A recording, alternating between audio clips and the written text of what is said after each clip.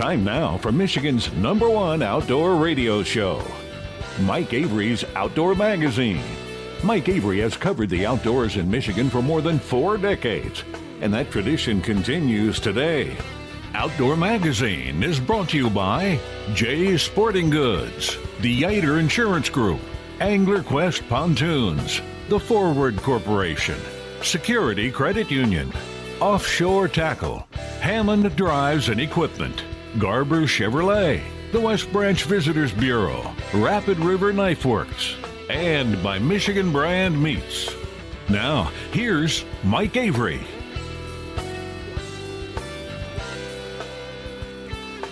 Well, thank you, Ken Hunter, for that introduction, and welcome. Welcome to another edition of the Outdoor Magazine radio show right here on the Outdoor Magazine Radio Network on more than 30 radio stations across this great state of Michigan, and so glad to have you along with us, as I always am. I mean, the fact that you are taking time out from your busy schedule to listen to the broadcast version of the radio show or the podcast version of the show, it means a lot to me.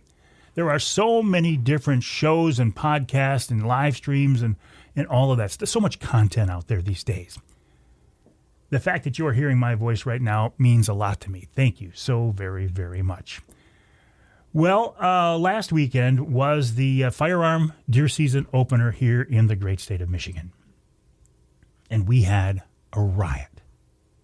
I was out there with my son James, my grandson Trent, my granddaughter Addison.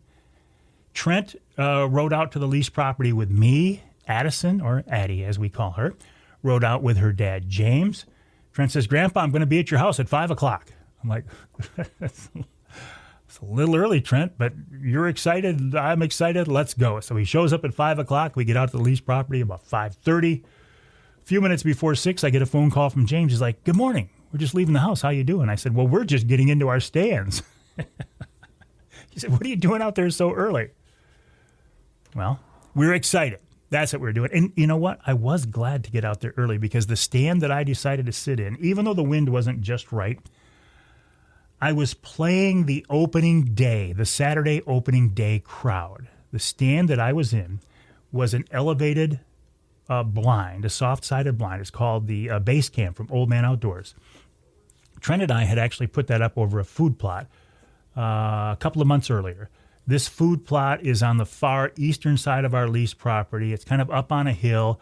Then it drops off into some really thick stuff, and it goes over to state land. So with it being a Saturday opener, I thought, you know what, there's going to be a bunch of folks over on that state land. So even though the wind isn't just right, I'm going to sit in this spot, and I think those state land hunters will push some deer over to us. So I was glad to be in there early. So I hunkered down. I actually turned the heater on for a couple of minutes. I'm drinking coffee. I'm watching the state land. I didn't see any hunters. I didn't see any flashlights coming through the woods, which kind of surprised me. I was also kind of surprised that we didn't hear more shots. You know, there was this big question about what would a Saturday opener do?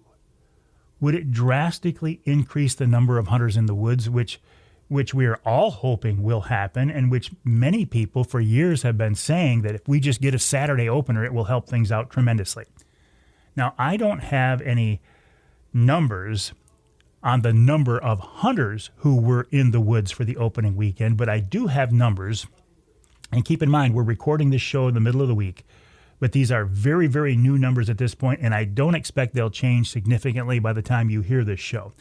These are from Chad Stewart, who is the head deer guy in the state of Michigan for the DNR. Again, these are not deer hunter numbers, but they are deer harvest numbers. Let me try to summarize. Since opening day, in the 72 hours since opening day, there have been 36,000 and change deer reported. No, this is just opening day. 36,000 deer reported harvested on opening day.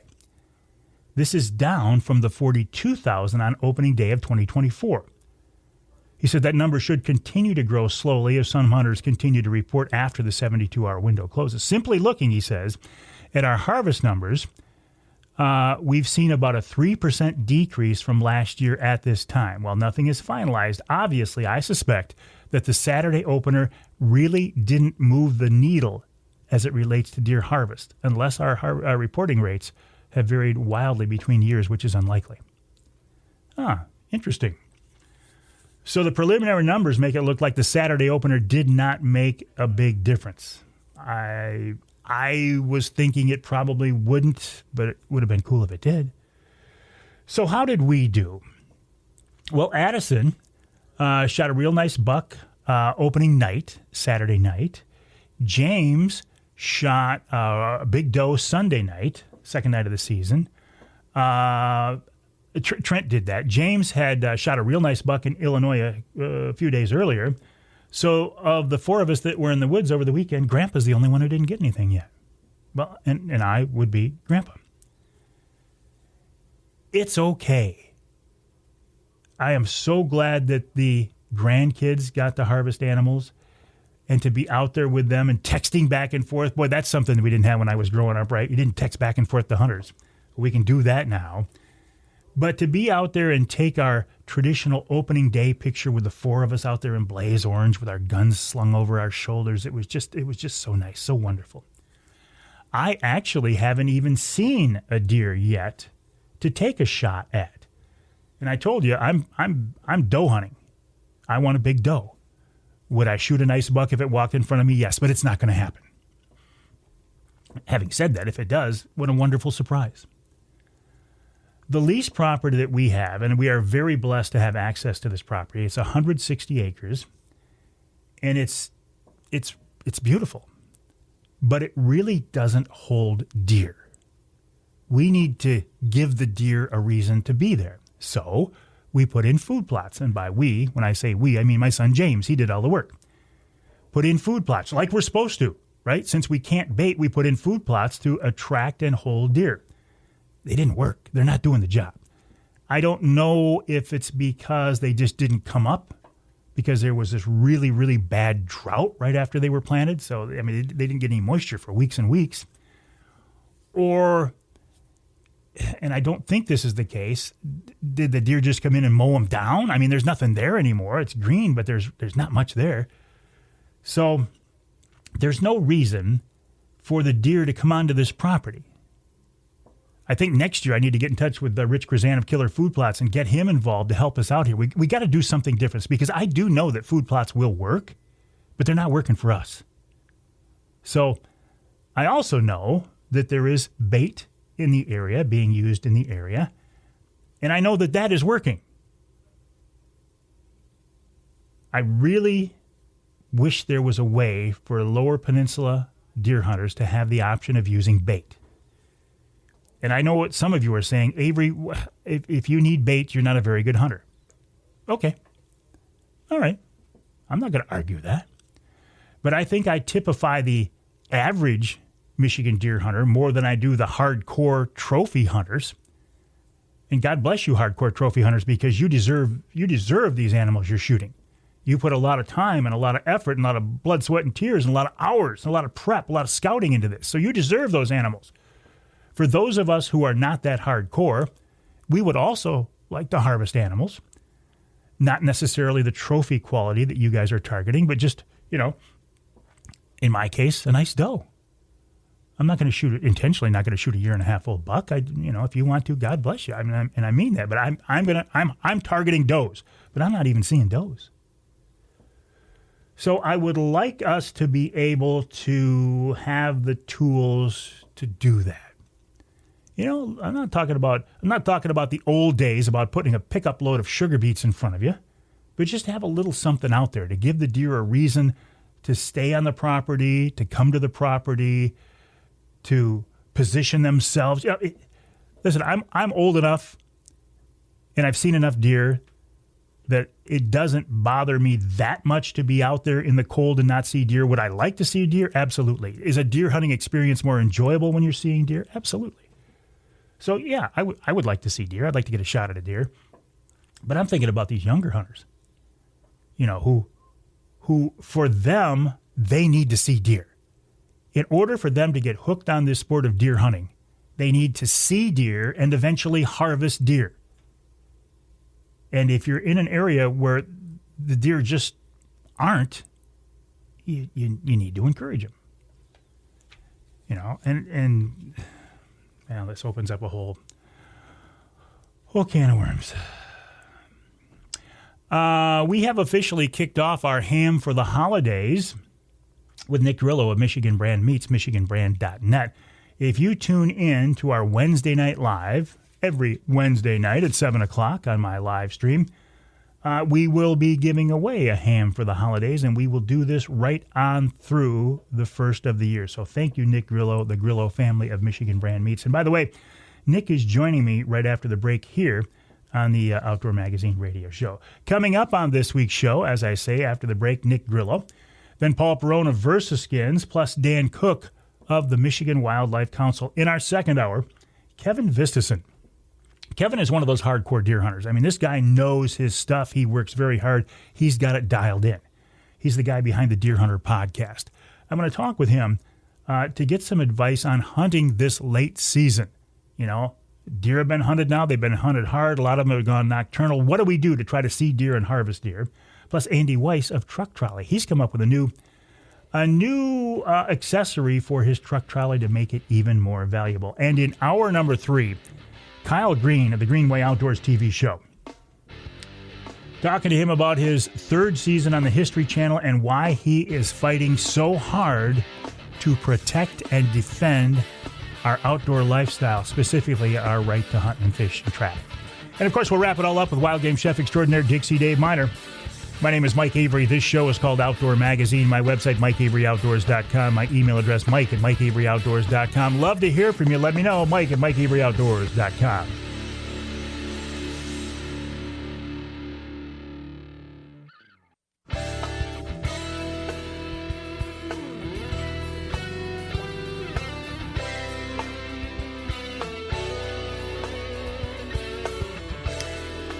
You can hear the Outdoor Magazine show in Alpena on WZTK 105.7 FM. You can hear us in St. Joe at WSJM 94.9 FM, and north of the bridge in the Sioux, WKNW 1400 AM. This segment of Outdoor Magazine brought to you by the Linwood Beach Marina and Campground. Linwood Beach can be your year-round Saginaw Bay fishing destination, your Saginaw Bay waterfowl hunting destination, and your Mid-Michigan Angler Quest headquarters. Fishing out in front of Linwood Beach Marina right now is pretty good. I saw a picture last night from Captain Jason Graham of Send It Charters, who fishes out of Linwood Beach, and they got some really, really nice fish. So check them out online at linwoodbeachmarina.com. That's linwoodbeachmarina.com. While you are online, please go to my website, MikeAveryOutdoors.com. Then jump over to the website, MichiganBrand.net. MichiganBrand.net is the website for Michigan Brand Meats, a company I have partnered with for several years now. But more importantly, from my perspective, a family that I have become friends with. The Grillo family are just, I can't say enough about them. They are hardcore hunters and anglers. Very, very good business people, but just all around good people. And I enjoy working with them.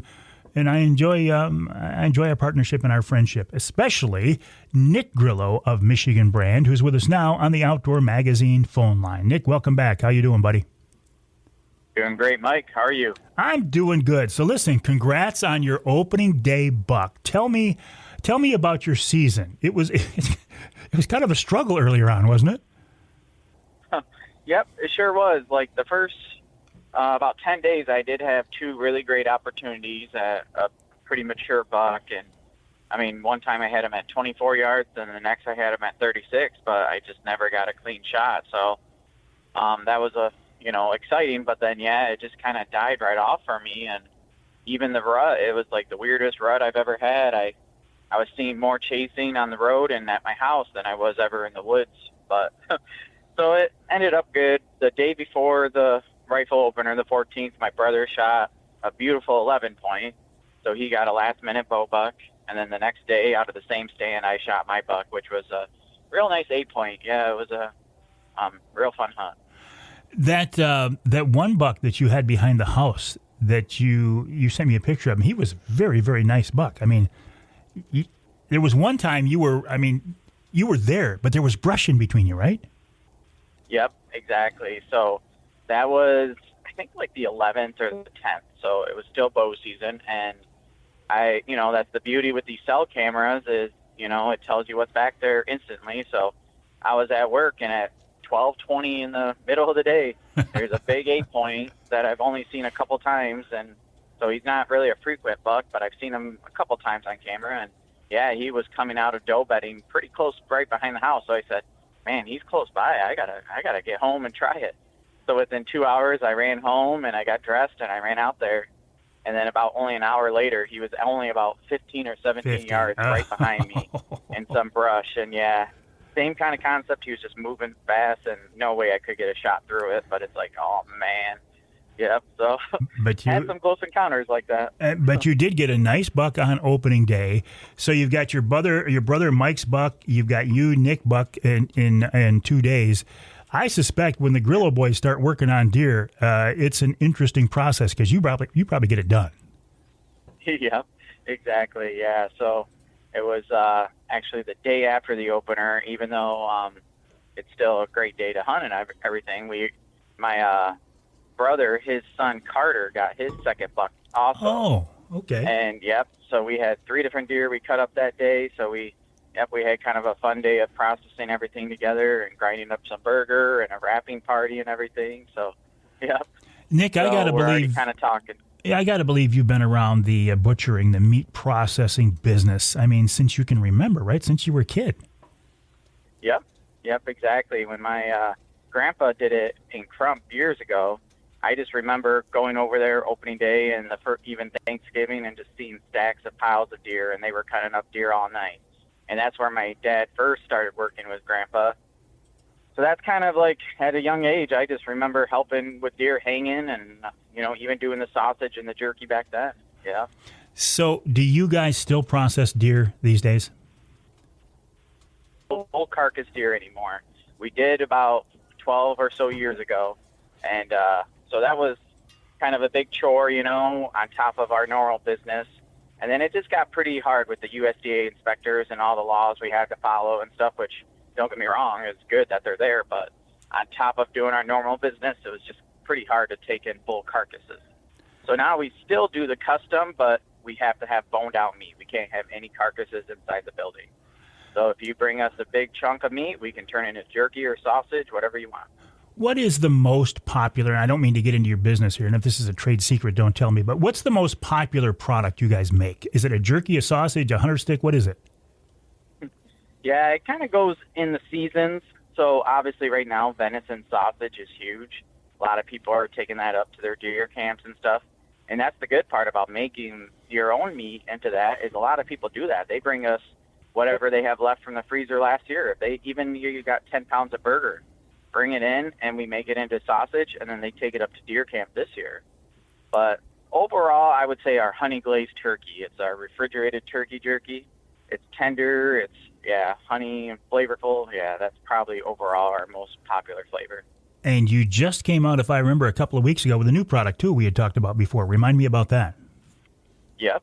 We have the jerky snack pack. So that's basically the best of both worlds. It's jerky and cheese, all in the same package. So we got our beef jerky, and then we got a Kobe Jack cheese, and then we also have another product or another type of jerky snack pack, which is our hot one. So it's our hot beef jerky and pepper jack cheese. So for those guys that like that hot stuff, that's for you. Yeah, I love that. Now, it's not just wild game, too. Like, you guys are pretty famous for your Michigan brand hams.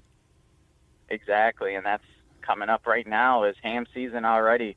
We already made our first couple batches of hams because Thanksgiving's right around the corner, and so we're already stocking the stores, and that's been around since I believe it was the early 70s, my grandpa's recipe, and we're still using it today. So, yep, it's wonderful. It's a really cool thing. Oh, it is a cool thing, and it is wonderful. And we, at the Avery house, as you know, we have a Michigan brand ham at every holiday. In fact, for Thanksgiving this year, we're going to have just a little tiny turkey just to say we had a turkey on Thanksgiving, but the bulk of the meal is going to be a Michigan brand ham, so we got to get a big one, or maybe 2 this year, Nick. There you go. That's honestly how we do it, too. My mom's always like, well, we got to have turkey on Thanksgiving, too, so we'll always have a turkey and a ham, and then, we'll be having leftovers for the whole week. Yep.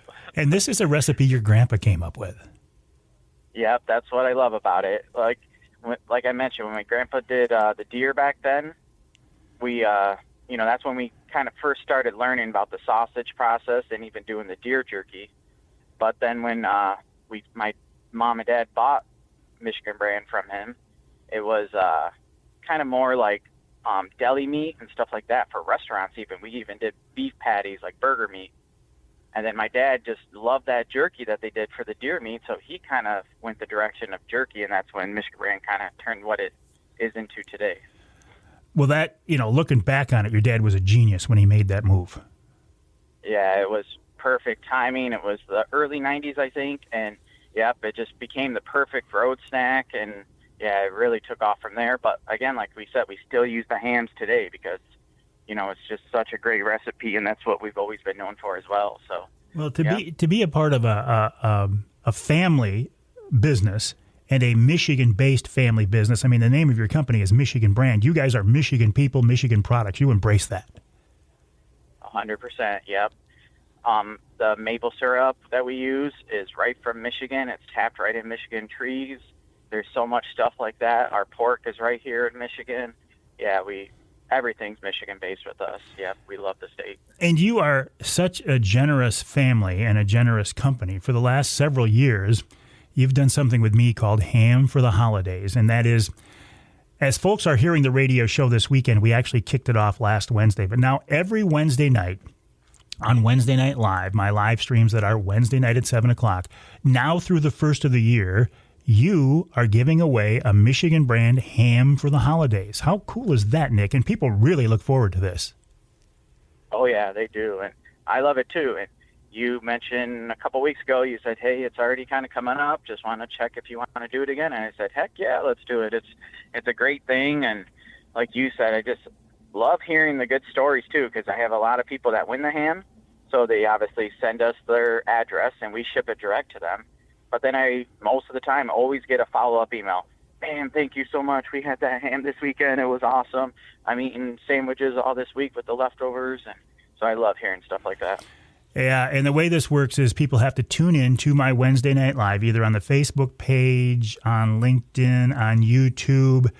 And at some point during the live stream, I'll say, okay, we're going to open up the contest now. If you want to win a Michigan brand ham for the holidays, make your comment on why you want the ham. We'll let it go for a couple minutes, and then you or somebody you've appointed will come in and choose the winner. And it's a lot of fun, and it's very interactive, and it brings our listeners, our viewers in too. And I thank you for it, Nick. Yep, exactly. And I cover the shipping, so we ship it right to you direct, right to your doorstep. And yeah, most of the time you can save it for your holidays, depending when you win it. You can have it for Thanksgiving, Christmas, even New Year's. Like you said, we're going to do it right through the first of the year. Excellent. And the website is michiganbrand.net. We get a lot of questions from people saying, hey, where is the nearest Michigan Brands outlet to my area? If they go to your website, michiganbrand.net, there is a store locator button they can click on. They can put in their zip code? Yep, zip code, yeah. Put in their zip code, and they can find the nearest store and even what products those stores sell. So that's pretty cool. Yep, exactly. So if you're not one of those lucky ones to win a ham, yep, you can look that up and see. And then you could always buy it direct from us, too. We do have an online store that will ship directly to you. And how do they save a few bucks if they do that, Nick? That's a good point. Mike 20, yep. We got a Mike Avery discount, so that's 20% off your entire order. Not a single item, your whole order. And we actually had 2 or 3 people use it just this week. And one of them was like a $270 order because they got like 15 items. And I think they saved like $55 or something, yeah. So go to michiganbrand.net, use the promo code Mike20. Ham for the holidays has kicked off. Nick Grillo, congrats on a successful deer season. I know you're still out there. Have fun, and thanks for working with us. Awesome. Yep, same here, Mike. Thank you. Nick Grillo of Michigan Brand Meats, michiganbrand.net, michiganbrand.net. Use the promo code Mike20, get 20% off your entire order. How cool is that? We'll take a break. When we come back, another Michigan-based company, Versaskins, the owner, Paul Pirone. I was wearing Versaskins this last weekend, and in fact, I'm wearing them this weekend when I'm out.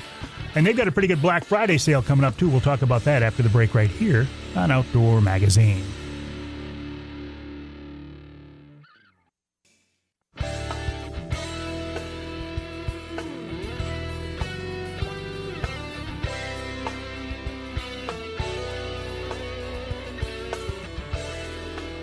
You can hear the Outdoor Magazine show in Battle Creek on WBCK 95.3 FM. You can hear us in Traverse City on WTCM 580 AM and north of the bridge in Marquette, WDMJ 1320 AM. This segment of Outdoor Magazine brought to you by Killer Food Plots. I know you're not putting in food plots right now, but you're hunting over food plots. And if you're like me, you might be looking at your food plots saying, you know, I expect more out of these things. We can get more out of them.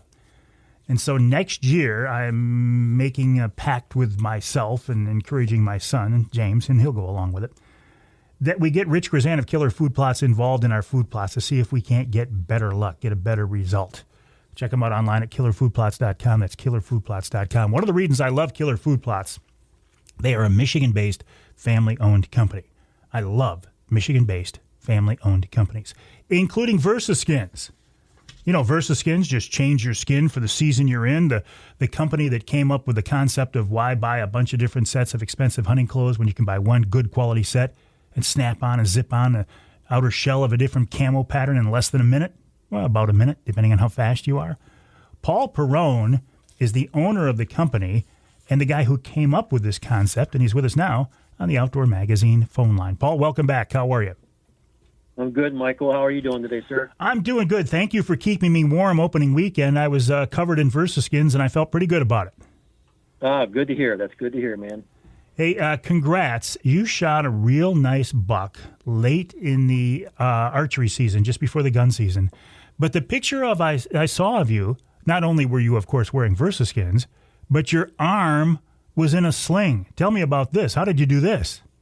Yeah, a couple months ago, I fell off a ladder doing some work in the garage, and I tore my rotator cuff and my labrum. So they had to go in. It's been 2 weeks now. They had to go in and do total repair, 5 anchors, orthoscopically, so that's good. But, I didn't want to slow down, so I used pop-up blind and a shooting stick and a crossbow, and still got out in the woods, and this buck gave me a good shot, so I took it, and yeah, it was good, but that's how just a little clumsy on the ladder. Well, don't say that, because we've all done things like that, but I think the story you tell is really kind of a testament to being committed to the outdoor lifestyle and just kind of going with the flow and dealing with what you have to stay out there. Without a doubt. I mean, I cannot get in the woods enough this time of year. I was in the woods last night helping a buddy track a deer, so if there's opportunity, I'm going to be out there doing it. It seems like every year I see a picture of you sitting over a big buck.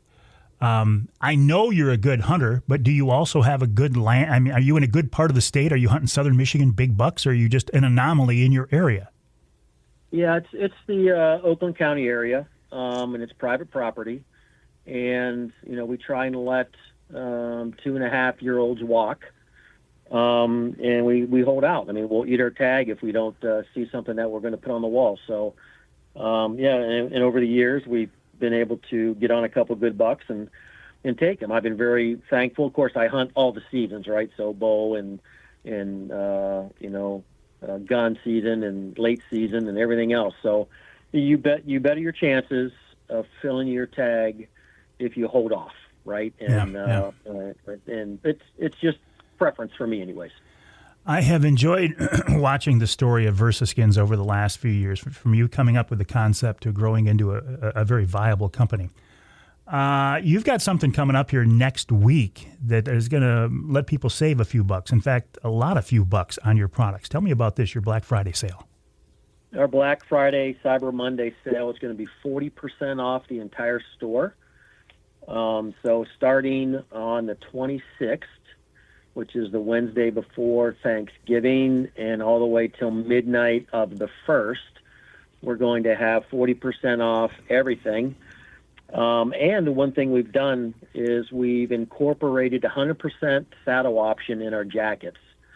So there's no longer a premium. We've included that in our jackets because they do two things. They accommodate the saddle hunter, and they also, what we found out over the years, is they're really good for venting. So once you sit down on stand, you can open them up a little bit, let the air, cool you down a little bit. Or if you're walking to your stand, you can leave them open. So it really meets two objectives. So we're just we're just putting it in all 100% of our jackets.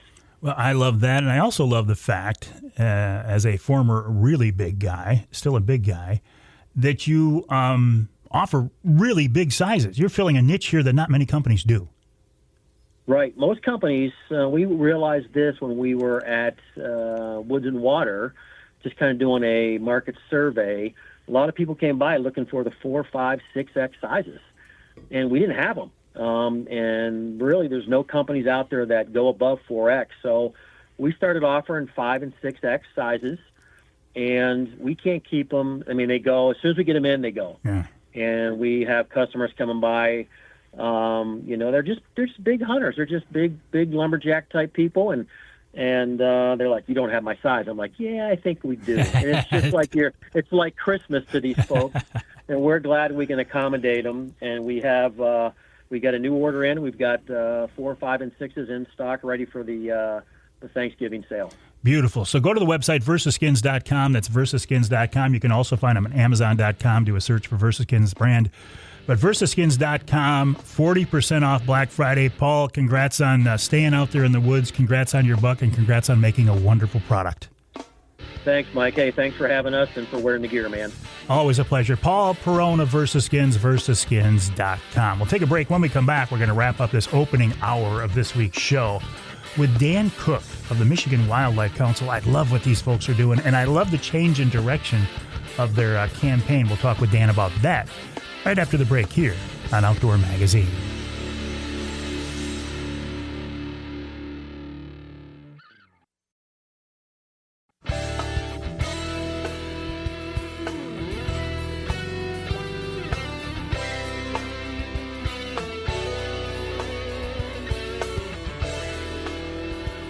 You can hear the Outdoor Magazine show on more than 30 stations across this great state of Michigan, including WCBY, Big Country Gold in Sheboygan, 1240 AM, 100.7 FM.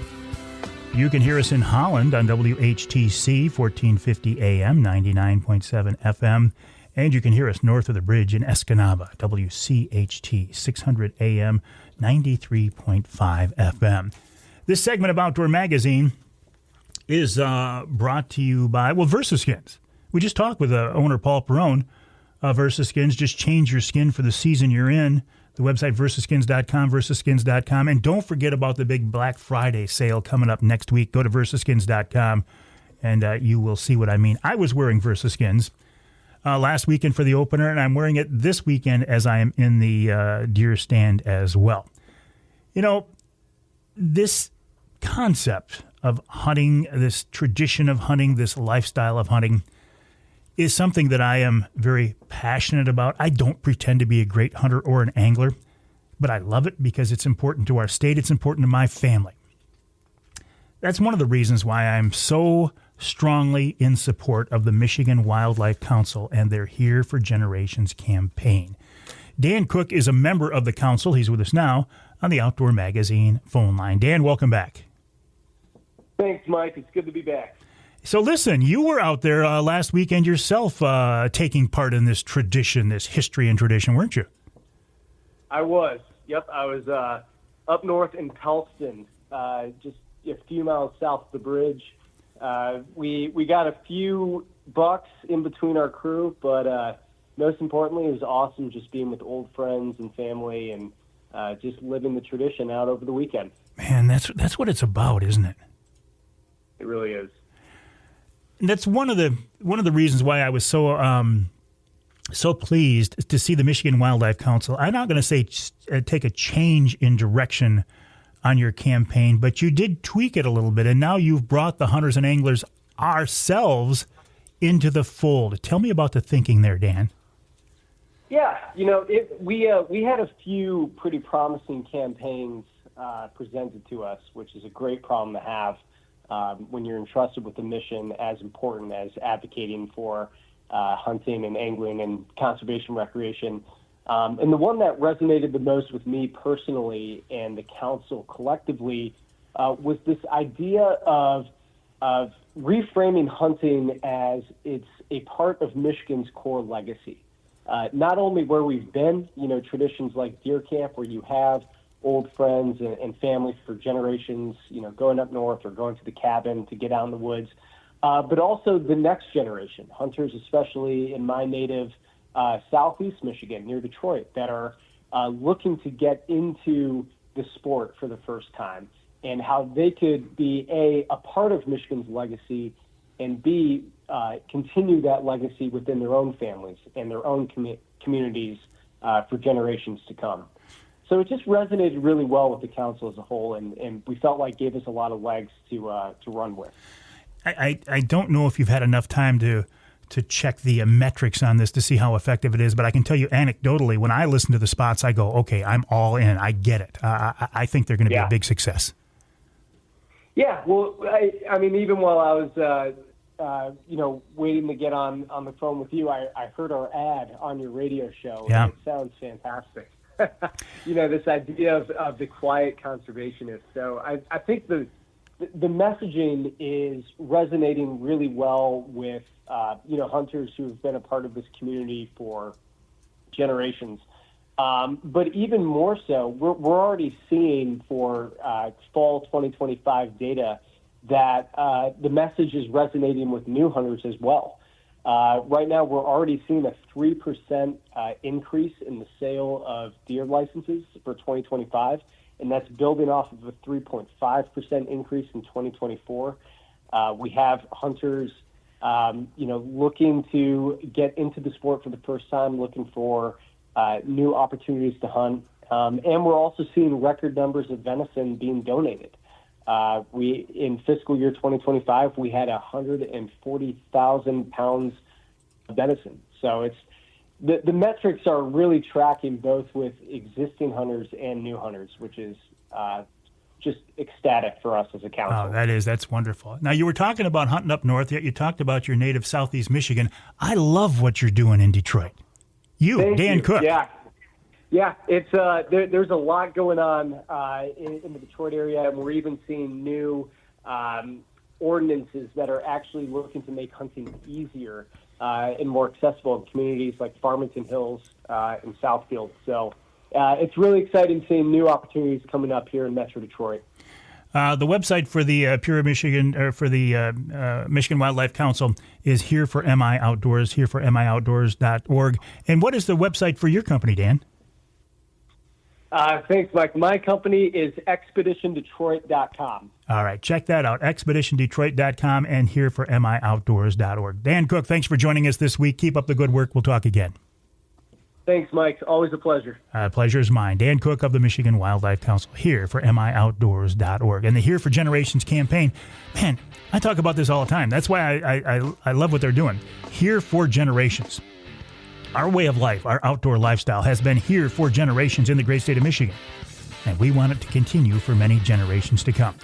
We'll take a break for the top of the hour. When we come back, in hour number 2, Kevin Vistisen of the Deer Hunter podcast talks about hunting the late season and how we make the most of it, maybe how we put some more venison in the freezer, in hour 2 of this week's Outdoor Magazine.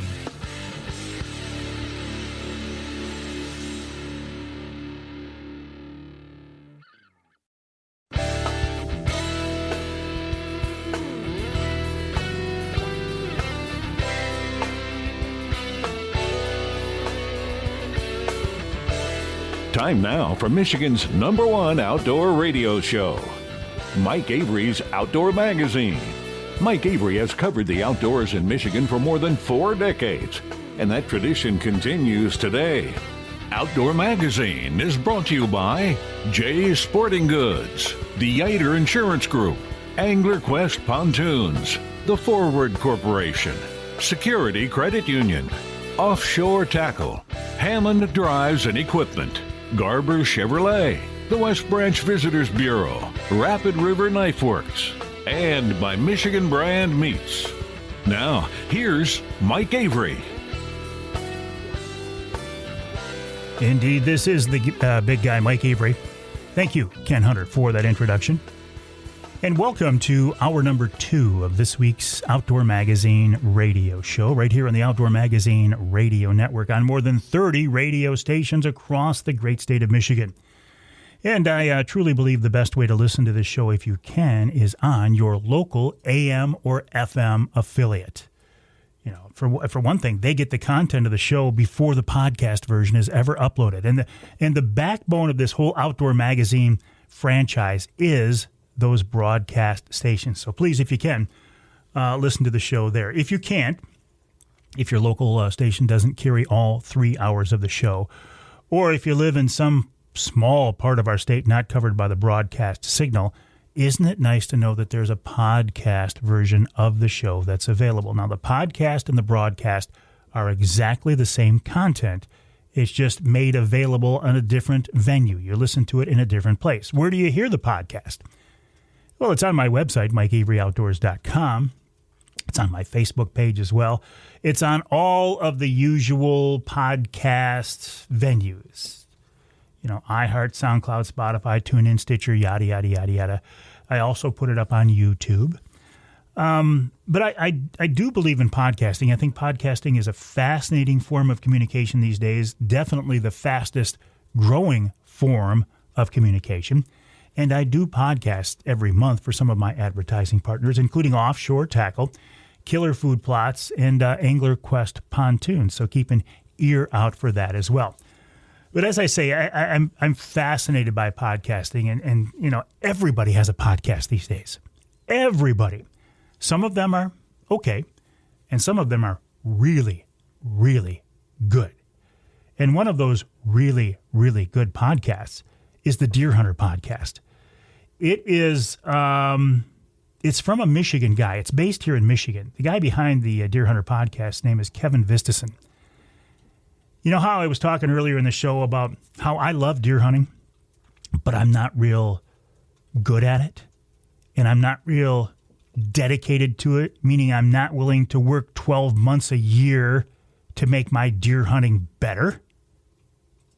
But I love the history and tradition of deer hunting. Well, Kevin Vistisen is one of those guys who is a hardcore, very, very good hunter. And he's with us now on the Outdoor Magazine phone line. Kevin, welcome back. How you doing, buddy? I'm doing great after that introduction, Mike. Thanks. Well, I mean, can you argue with it? Was there anything I said that's not true from your perspective? No, I'm 42 years old now. I don't have any other hobbies and interests outside of my wife, my kids, my my career, and then my passion and pursuit for hunting white-tailed deer here in the great state of Michigan, specifically northern Michigan. It's all I'm committed to. It takes my entire, it takes me 11 months of the year, start December 1st to get all the way back to November 1st to have that whole month to basically chase after my dreams and try to make them come true. And I got a lot of friends that love to travel and hunt other species, and they have other interests and things of that nature. But it's been relatively uninteresting to me up to this point. We're so fortunate here in the great state of Michigan to have more public land than any other state east of the Mississippi, and it just provides almost unlimited access and opportunity and ability to explore new places and see new things, and it keeps me really, really busy, Mike. So what you're saying is we don't have to have access to private land. We don't have to have leased property. We don't have to have food plots, which is the kind of stuff that I'm relying on. We Sure. don't need that to be successful, especially today.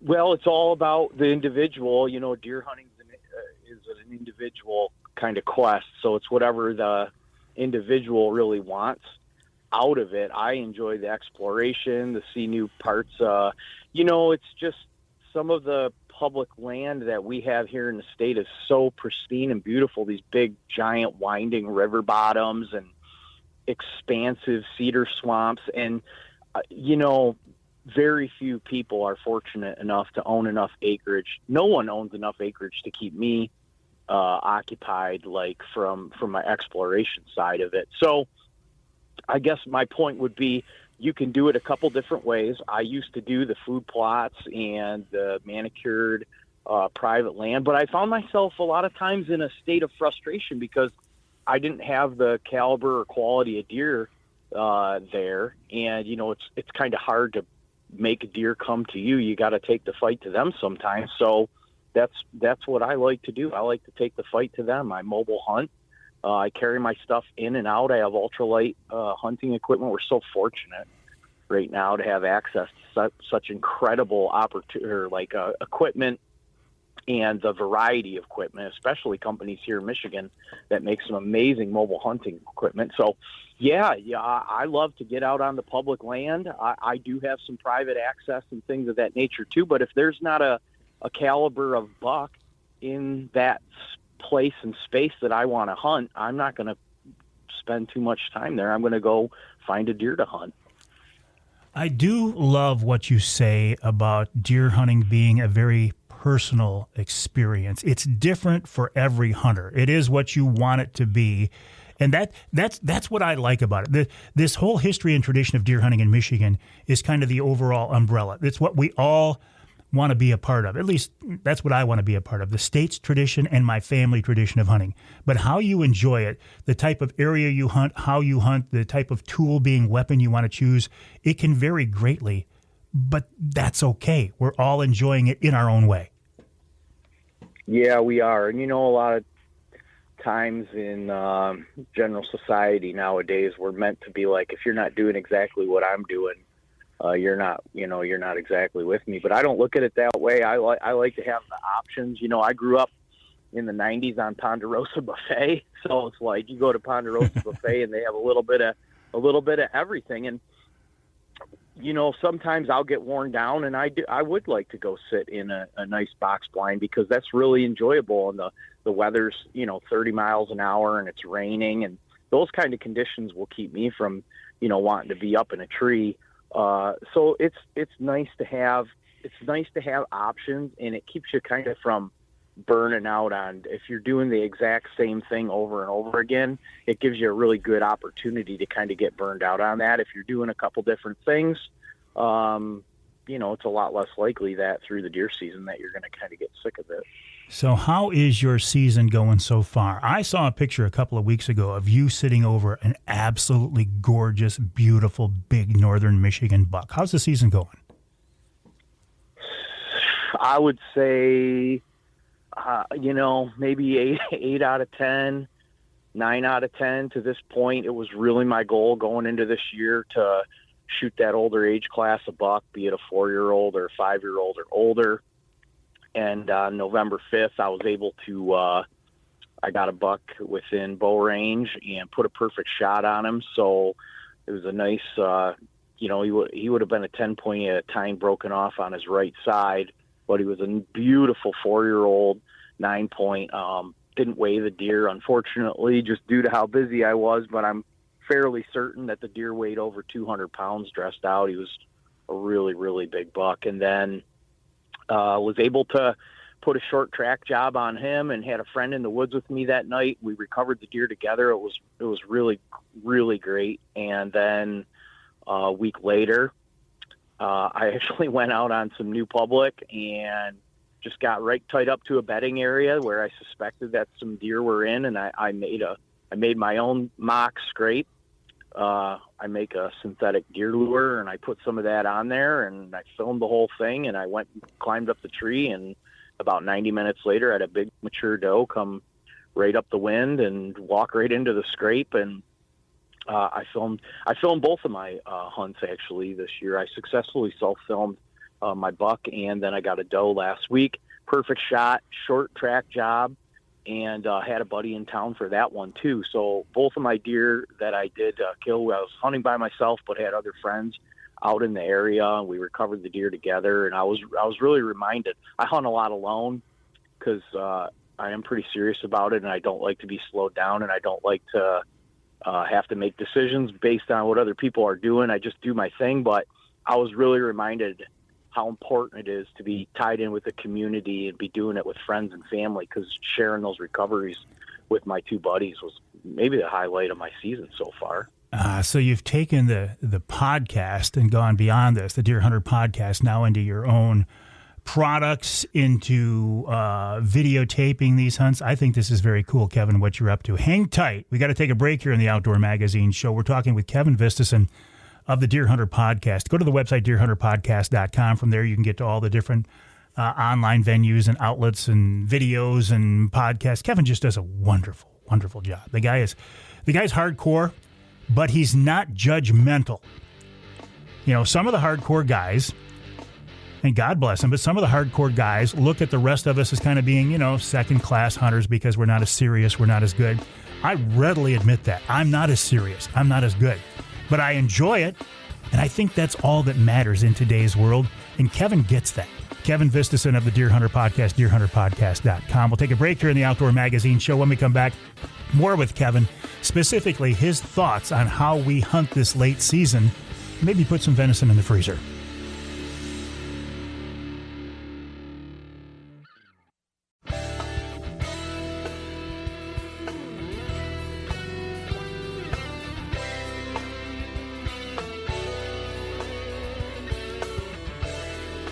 You can hear the Outdoor Magazine show in Caro on WKYO 1360 AM and WIDL 92.1 FM. You can hear us in Muskegon on WKBZ 1090 AM and north of the bridge in Newberry, WNVY 1450 AM. This segment of Outdoor Magazine brought to you by, yep, that's the sound of my Rapid River knife locking back open. I just took it out of my pocket. This one is the Mike Avery signature knife. Proceeds of this knife go to a group called Outdoor Driven. Outdoor Driven has been formed to get first responders and vets on outdoor adventures. Go to the website, rapidriverknifeworks.com. That's rapidriverknifeworks.com. If you are looking for a Rapid River knife and you want to make sure you get it in time for Christmas, order it now. I talked to Chris Durson of Rapid River, and he said, man, they are getting slammed right now. Their Edmund Fitzgerald knife sold out. You can't even get that anymore, but you can get the Mike Avery signature knife, proceeds to Outdoor Driven, and any other knife in the store or the website, rapidriverknifeworks.com. If you use the promo code MikeAvery15, MikeAvery15, you get 15% off. Not on the Avery signature knife, because we want to keep all the proceeds into this that we can to help out Outdoor Driven. But just a reminder, I mean, I know it's not even Thanksgiving yet, but if you want a Rapid River knife for Christmas, order it now. RapidRiverKnifeworks.com, RapidRiverKnifeworks.com. Use the promo code MikeAvery15, get 15% off. How cool is that? Right now I'm talking to Kevin Vistisen. Kevin is a very, very interesting guy. He is the guy behind the Deer Hunter Podcast, deerhunterpodcast.com. But he's taken this whole concept into a franchise that is more than just the podcast. It is a community. It's an online community. It's a group of people in real life. It's products. It's concepts. It's promotion. I don't know. I just think he's doing very, very cool things. And he's with us now on the Outdoor Magazine phone line. Kevin, congrats on what you've done, man. You really, I don't want to say exploit in a bad sense, but you've really made the most of this opportunity and done some really good things. Well, thanks, Mike. I appreciate that a lot coming from you. It means a lot. And, you know, I didn't have another opportunity, though. I realized back shortly after I got married that if I was going to continue my behavior and spending as much time deer hunting as I liked to, I was going to have to figure out a way to cohabitate with providing for my wife and kids. There's a lot of different ways you can set your life up. Obviously, that I have friends that work in the trades who, you know, work a ton of overtime in the summer so they can take time off in the fall, and, you know, they can be out in the woods. But I just figured that if I was going to be spending as much time in the woods as possible, you know, my family was going to have to benefit from that in some capacity. So, you know, we do advertising through the podcast, and we've been doing that for a decade now, and we really enjoy that. But we didn't ever want to be put in a situation where, you know, we had to chase around advertising dollars based off of maybe products and services that we didn't absolutely feel were 100% necessary. And so this gives us a lot of flexibility. We've brought a couple different markets or a couple different products to market now. One with our synthetic deer lure, and then we just launched a technical layering system. So those are giving us a little bit of a cushion that, and it gives an opportunity to our community and our listenership to be able to invest in the platform. We have we really, really value, I say it every week, in our intro and our outro, that we could not do this show if it was not from the support from the listening and viewing audience like you. And I maybe stole a little bit of that from Jimmy Gretzinger. Jimmy's a real professional in the space, and he never misses an opportunity either to tell people that the show wouldn't be possible without, the support from you. And you understand that, at ground level too, right? Having a radio show. Absolutely. So we've really been fortunate. We've really been working hard on developing a couple products that we felt could really improve the quality of people's hunts. And it's products that, things they say the best inventions come out of necessity. And I fully agree and understand, that statement now at this point. Let's talk about hunting the late season. I mean, these deer have been hammered now for several weeks. They've been hammered for a week now during the gun season. A lot of deer have gone nocturnal, yet there are still opportunities out there. How do we approach this late season, Kevin, and put some venison in the freezer? Well, I'll tell you, there's a couple different things, right? And it's going to be based off of how everybody's set up. For me personally, I'm here in northern Michigan. I'm kind of really keeping my fingers crossed for snow. And the reason that is because if we get snow, all I really have to do is wait 12 to 24 hours. So even if I wait a day or two, and then I can kind of go out and read the landscape, and I can see exactly what the deer are doing, where they're going, why they're going there, where they're feeding, where they're bedding. And it really gives everything up in real time. You're not left doing a lot of guessing. So I do rely heavily in the late season on snow, but I understand we don't always get that. And then some people don't have that opportunity whatsoever if they're in the southern part of the state during this time of year. I do rely heavily on my cameras. I do use a small arsenal of cellular and non-cellular cameras, and I call it repositioning assets. Essentially, if I have a camera that's not doing me any good, or I was hunting a buck that I know, like I was hunting a buck that got shot 2 nights ago, so I really don't need that camera there anymore. That deer's not an option. So I'm pulling camera assets and relocating them based off of what I want to get done. And a lot of that is also doe harvesting too. I want to know, that in real time, if I'm going to be spending time driving somewhere, sitting somewhere, that there's a good amount of deer, and that I just know that I'm putting the odds in my favor. So I run cameras over primarily scrapes, using our synthetic deer lure. And that, I grew up over bait, Mike. So like a lot of people here in the state, and when bait was taken away, it feels maybe a little bit restrictive, especially this time of year. If you could go out and throw out some corn and apples, you can get some deer in front of you, but it's not legal. And it's still also not the best way to get that older age class of buck. If you're after a 3-year-old buck or older, they are very much conditioned to bait. There is circumstances that do happen, but very rarely will mature deer come into a bait pile, during the daylight, because they understand that there's some danger involved with that. So scrapes and cameras and snow, and then all the deer are pretty much get pushed into some pockets. So you can write off 90% of the landscape. You need to focus on the 10% of landscape where all the deer are, because they find it is amazing this time of year. I call them gray ghosts when we get into this part of the year, because you look around through the woods and you're like, how is there even a deer in here? But they're just amazing at being elusive and finding these little pockets, and those are the pockets that you have to find. So are those pockets, are they bedding areas? Are they the thickest stuff around? Are they swamps? Are they creek bottoms? What are they? There are spots that people haven't been putting pressure on deer, and it's not necessarily swamps, and it's not necessarily the thick stuff. While they do prefer that and enjoy that, if someone's been piling into the thick stuff, the deer aren't going to be in there. They'll find somewhere else to go. And oftentimes they will post up road corners, like an inside road corner. You know, if you have a section of public land and you have a big road corner, it is amazing to me how often those deer will tuck right up into that road corner. And the reason is because no one wants to hunt there because they don't want to listen to the road noise. It's quote unquote too close to the road. Well, I'll tell you what, the deer figure that out, that nobody's there, and that's where they go, and that's where they hang out, and they repeat that behavior all the time. It could be right in the backyard of someone's vacation home. You know, somebody has a vacation home, no one's been there for 2 months.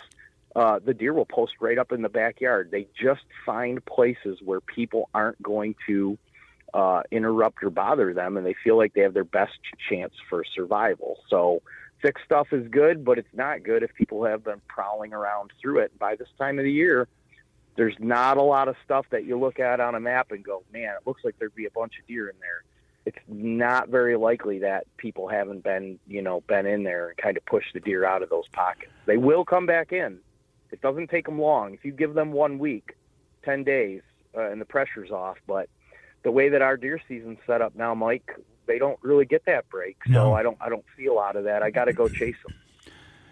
You did actually give me a real good idea, though. I'm looking at our property that we have access to. It is a lease, and we're blessed to be able to have this lease property.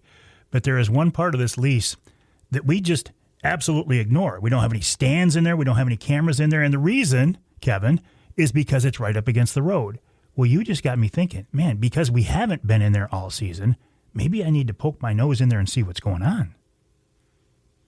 Yeah, one of my hunting mentors, Dan Infalt, the hunting beast out of Wisconsin, he calls them overlooked spots, next to parking lots.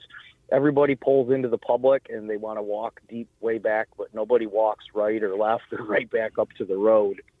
And it's just amazing. I kind of joke with my buddies and tell them, hey, I'm not shooting a deer or tracking a deer if it's more than 100 yards from the road now. And part of that is truthfully because I've been involved with so many of these deer recoveries deep out in the middle of nowhere that just about kill you. If I can find a deer close to the road, I'll prefer to hunt that. Now, sometimes you do have to deal with a little bit of road noise. And, it can be obnoxious. But like I said, I kind of break it up. Sometimes I get back in and do what I need to do, but sometimes it's just finding a little pocket that for a variety of reasons, most hunters aren't going to target that because of maybe what they think is less than ideal conditions for a stand location. But boy, the deer figure that out. Well, I'm going to keep that in mind, and I will let you know how that goes. Kevin Vistisen, always a pleasure. Keep up the good work. I would encourage people to go to your website, deerhunterpodcast.com, deerhunterpodcast.com. From there, they can see your products. They can see where to listen to the podcast and much more. You are a guy who is in some ways living the American dream because of a lot of hard work. I acknowledge that. I respect you for that, and I congratulate you for that. Thanks. It means a lot to me, Mike. I've worked 2 full-time jobs for a couple of years now to try to make this all work, and it's been a lot. It's probably taken some years out of my life, but it's a life worth living. So. Excellent. Kevin Vistisen of the Deer Hunter Podcast, deerhunterpodcast.com. I think we could all learn a lot from Kevin. We'll take a break. When we come back, we'll talk with Andy Weiss of Truck Trolley. He's a guy who I've learned a lot from as well. And then this week's Ask Avery segment, and I think it's going to be an interesting one, coming up in hour 2 of this week's Outdoor Magazine.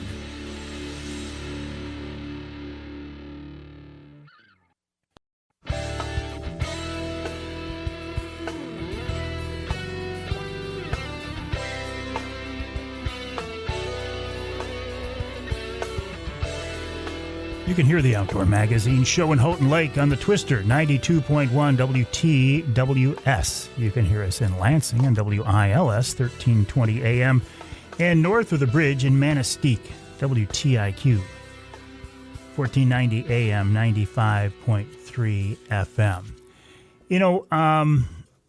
I've talked to a couple of folks in the show so far this week, Michigan-based family-owned companies. I have a sweet spot for that, but only if their services or their products are the real deal. I'm not about to partner up with or promote a company just because they are a Michigan-based family-owned company. They got to be legit. When the concept of a truck trolley first got promoted to me, or I first saw it, it was from a family member, and he said, "Hey, Uncle Mike, I want you to take a look at this." It was Ryan. "I want you to take a look at this. Isn't this just the coolest thing?" And he pulled this truck trolley out of the back of his truck, and I thought, man, it was like ding, ding, ding, ding in my head. I'm like, man, this is a very cool product. I can think of a lot of ways to use this, and I would love to work with whoever the guy is that's behind this. Well, the guy behind it turned out to be Andy Weiss. And I am working with Truck Trolley now because I think it is such a cool product, and Andy's with us now on the Outdoor Magazine phone line. Andy, welcome back. How are you? Hey, Mike. Good. How are you? Good. Listen, how is your deer season going? Not as good as I would hope, but the family's doing pretty good. My father-in-law got a nice 9-point on opening day. Thanks for sharing that with the group out there. It's the biggest one he's harvested on that property ever, so that's pretty exciting. My brother-in-law got a 7-point, and then we took our pastor out and a group of buddies from church during bow season, and pastor harvested a doe off the property too. So we've been pretty lucky this year. Just I haven't hit my stride yet. Well, that's because you've been too busy working. Probably not getting enough time in the woods for sure. You did go, and I saw you made this trip right during the rut, which was unfortunate, but you didn't schedule the event. You went to a big event out west. What was it, kind of a truck accessory show, Andy? What was this? Yeah, it was SEMA. So it's the largest automotive aftermarket group in the nation, and they have their flagship trade show right in the first week of November. And so my dad and I hooked up the trailer on my truck and drove from Michigan to Vegas, and the good trusty truck made it out there and back. About 64 hours of drive time with my dad. So it was a good trip. And how is the acceptance, or how is the reaction to Truck Trolley across the country? I feel like you're really getting a hold here in Michigan, but do people outside of our state know you guys? It's challenging. It's Michigan's a little bit easier because that's where we're at. So you're driving around, you can show people a lot easier than across the country. So shows like this are a good way to get out in front of a lot more people that aren't in the Michigan area. And so, yeah, I mean, we were showing it to, anybody that is active with their trucks, anybody that's selling accessories for trucks. They were able to come by and check it out and see what it's all about.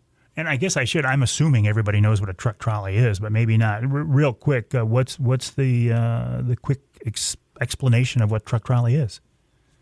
The claim to fame is you want access to your gear really easily. So your daily stuff, hunting gear, groceries, sporting equipment, you want to be able to not have to climb up in your truck bed. So our goal is to get that convenient access to you as easy as possible, while allowing you to use your full truck bed when you need it. So it installs and uninstalls in less than a minute, so that if you need to get a heavy payload, sand, mulch, stone, you can take this out, use your truck bed for what it's intended for, and then put it back in so you have the convenient access, all at a more budget-friendly option than the heavy-duty slide systems that are out there.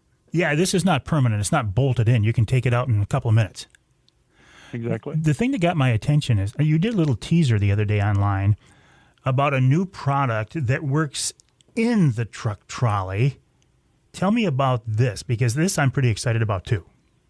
Yeah, so in January we're releasing a divider system for the trolley. So even though you can get full access to your truck bed with the truck trolley, you still don't want your gear slipping around. So this divider system will interact with the trolley itself, so that if you're putting in totes, coolers, and you don't want them sliding on the truck trolley, you just put this divider in place and it stops that gear from sliding. So you can kind of control where your gear is in the truck trolley. But on top of that, it does a few other things. It allows the owners of the dividers to kind of DIY, build their own kind of things off of this system. So we have guys out in New York that are building ski racks for them. Putting bike racks on them, different things. This can act as a base for a DIY project for anything that you're going to use your truck bed for. I think in that video I showcased how it interacts with the Milwaukee pack-out system, so our light contractors can use this system to lock their Milwaukee pack-out systems in it, which is pretty handy. And then lastly, we've recognized that some people want a flat deck when they're dealing with boxes or totes, oversized coolers. And so if you put these dividers in a row, it can make the trolley have a flat base so that you can strap any gear on it without it having to awkwardly sit in the cavity of the truck trolley. So, Andy, I got to let you go. I'm fascinated by this. The website trucktrolley.com. You say this is not available till January, but we will keep an eye on things, and I will look forward to using it in my truck trolley. Andy Weiss of Truck Trolley, trucktrolley.com, a great Michigan product with a great guy behind the company. Andy Weiss, Truck Trolley, trucktrolley.com. The Ask Avery segment coming up.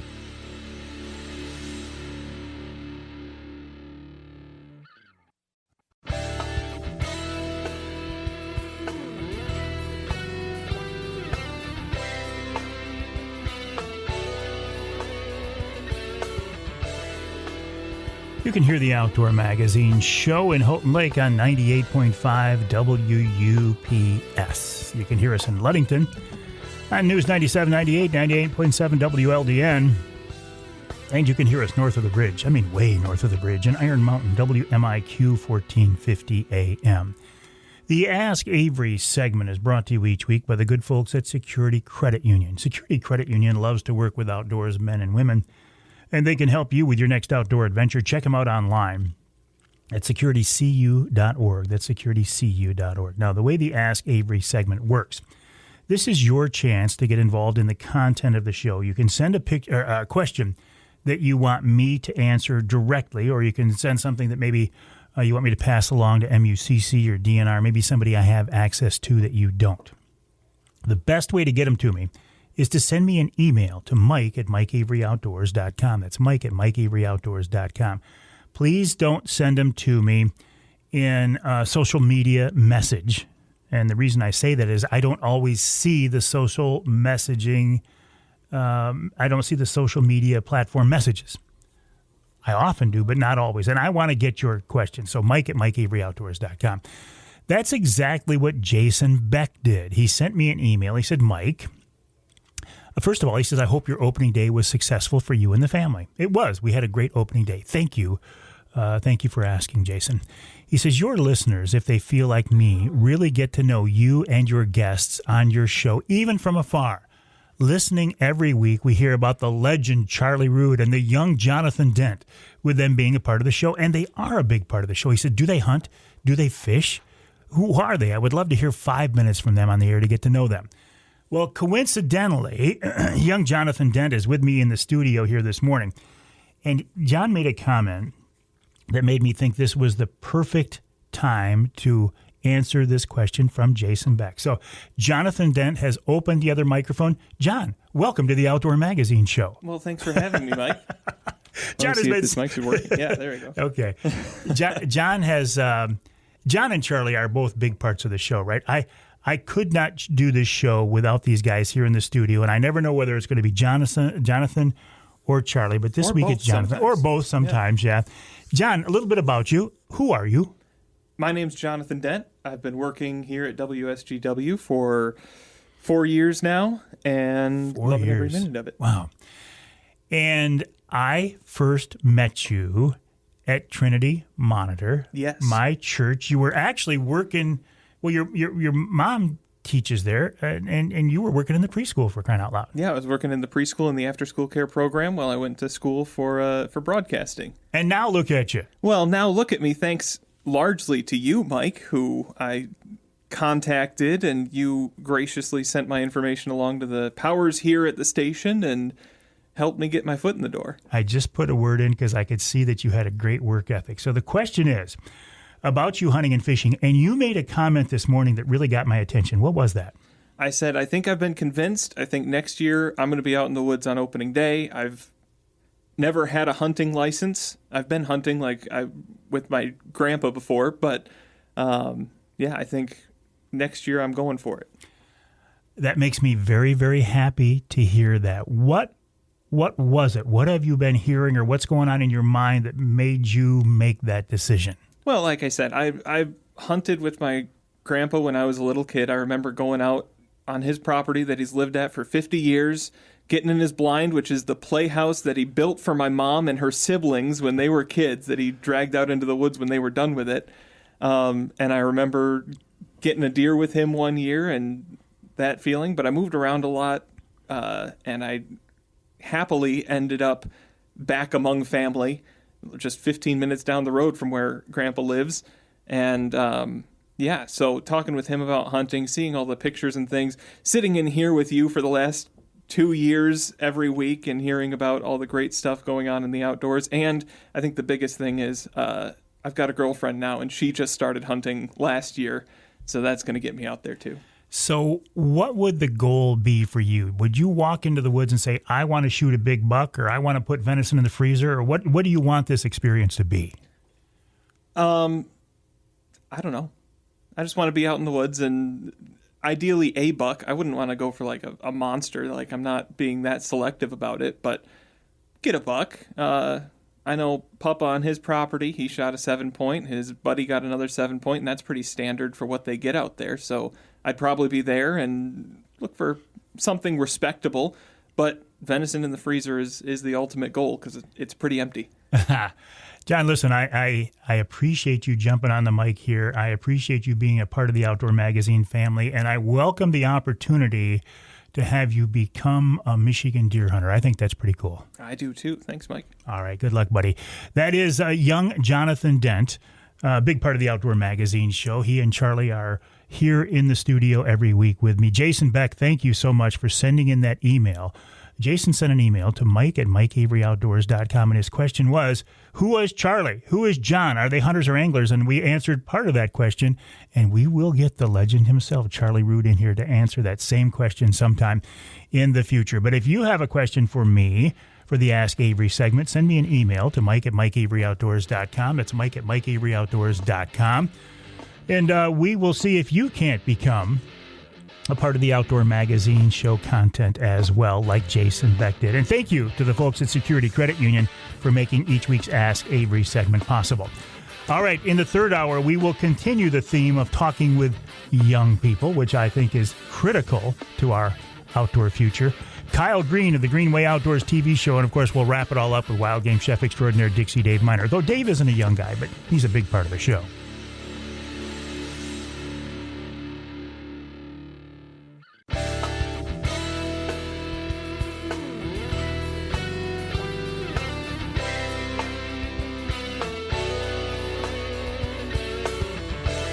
Time now for Michigan's #1 outdoor radio show, Mike Avery's Outdoor Magazine. Mike Avery has covered the outdoors in Michigan for more than 4 decades, and that tradition continues today. Outdoor Magazine is brought to you by Jay's Sporting Goods, the Yater Insurance Group, Angler Quest Pontoons, The Forward Corporation, Security Credit Union, Offshore Tackle, Hammond Drives and Equipment, Garber Chevrolet, the West Branch Visitors Bureau, Rapid River Knife Works, and by Michigan Brand Meats. Now, here's Mike Avery.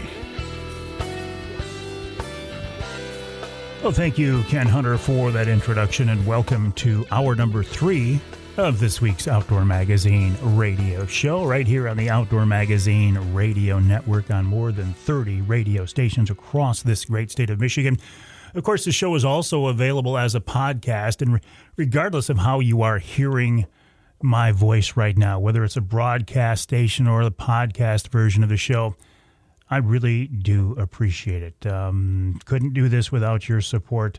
You know, there are a lot of different cogs in this wheel that is the Outdoor Magazine, the Mike Avery Outdoors franchise.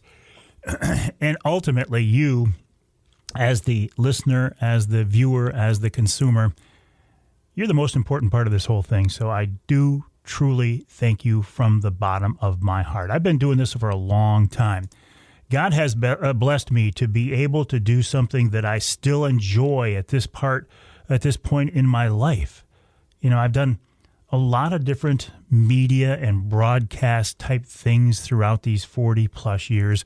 All of them, though, well, not all of them, for the most part, certainly the last 30 years, have been outdoor related, talking about hunting and fishing, shooting and trapping, and kind of harping on this whole concept that this is a tradition in our great state of Michigan. This is who we are as a state, as a people, as a culture, and also in the Avery family, in my family. This is who we are. For example, last weekend, opening weekend, I was out there for the opening day of gun season. I was there.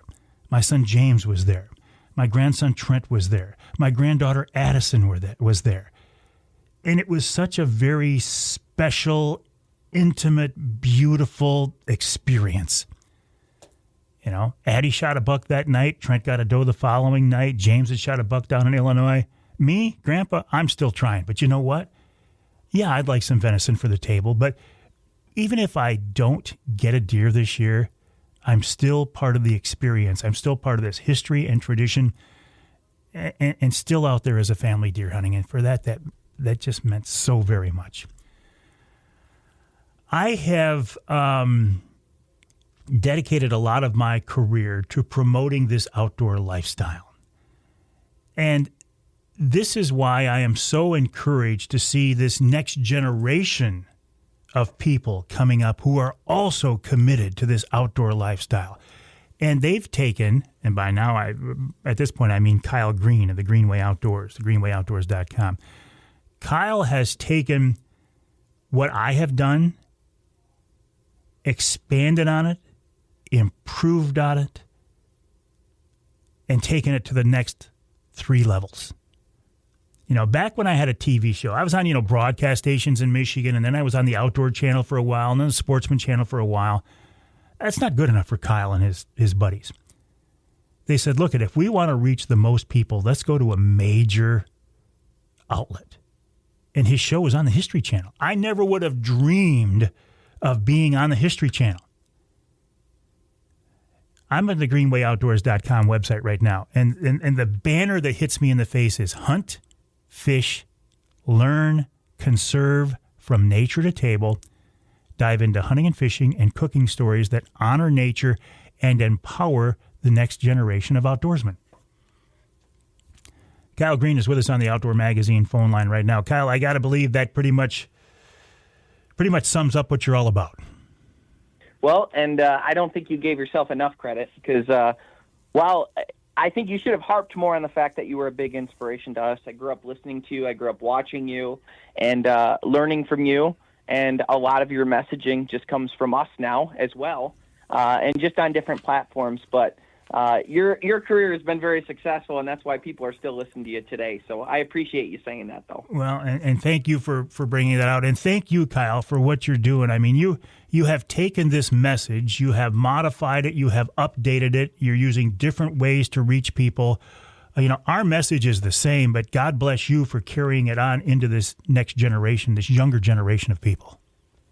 Well, thank you so much for that. Yeah, that's the truth. I say it over and over again. My team has heard it 1,000 times, but 60% of hunting and fishing licenses are sold to white males over the age of 55.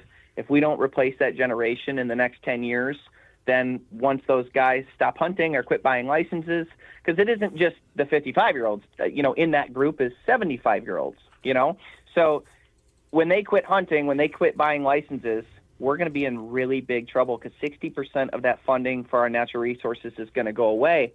And that affects everybody, people that enjoy our national parks, people that love that they do fish stocking efforts and that sort of thing. And that's why I'm such a big proponent to trying to get the next generation involved. We're in Michigan, but you jet out to California, and something unique happened there where they had trapping for, centuries there, fur trapping. And there's a lot of issues with agriculture there that require it. And people, water's getting dammed up and that sort of thing. Well, they only sold like 20 trapping licenses a few years ago. So the government was able to come in and say, you know what? Because you're not selling enough licenses, technically it cost us money to manage this program. So now all trapping is illegal. And that is a perfect case in point of what I'm scared to death of in the most beautiful state in the country of Michigan, is if we don't replace that next, if we don't bring the next generation in, replace the ones that aren't going to be hunting or fishing anymore, we're going to be in big trouble. And one by one, you'll see our hunting rights go away. And if you don't have hunting rights, then you probably don't need guns either. And that's the progression that I don't want to see take place. So I'm fighting it tooth and nail every single day. And how is your message being received by people your age? Well, I have to humbly say really well. In the last year or so, we've actually seen a much bigger growth on social media, and we kind of hit every audience. We've got the History Channel audience, which gives us bulk numbers. We've got the Waypoint TV audience that's outdoor enthusiasts. We've got the YouTube audience, which tends to skew younger. We've got the TikTok audience. We've got the Instagram audience. So they're all kind of different, but overall the messaging has been super welcoming. And I think people are more or less just excited that it's like a common problem all outdoorsmen have is we know that we're not going to have enough hunters in a few years, and we're scared of it. So getting the next generation and getting the next people involved, everyone can agree on that, because hunters don't agree on everything. You go on Facebook for 5 minutes, you'll know that. But we can all agree on that, Your show on History Channel, aren't you just kicking off a new season? Yes, yeah. Season 3 of History, but Season 6 of the Greenway Outdoors overall is on History Channel right now on Saturdays at 9 a.m. and 9:30 a.m. Eastern Standard Time. So you can get that through History, and then once it's off History, it'll move to History on Demand, so history.com, and on demand through cable. And then from there, in about a month or two, it'll go to Waypoint TV, and then for the people in Canada, it'll also go to Wild TV as well. So lots of ways to watch. You sent me a promo for this latest season, and man, did it get my attention, because you guys are out there in the bush of Africa, and It looks like you're going to get trampled by a rhino. One of us does. One of us does. I've got the most committed camera team on the planet, and they are all still alive. So I will say that. But yeah, you got to see it to believe it. We were on a green hunt. We tranquilized a rhino. It had a faulty tracking collar on it, so we actually had to hunt it down to put a new collar on it to help protect it against poachers. So we had to tranquilize it. And the scientists we were with said, once you tranquilize them, they'll sit down and they won't be able to get up again. And then we'll go in and push them over the rest of the way in a controlled way so they don't hurt themselves, so that we can take the collar off, put a new one on, cut off any bit of the horn, and give them immunizations. So we said, okay. Well, they go, here's 5 square miles. He's in there somewhere. So it took us about 11 hours to end up getting the thing. And then once we did, we tranquilized him. He sat down like a dog, but you'll have to watch the episode. But let's just say the scientist was wrong, and that rhino could definitely get up again.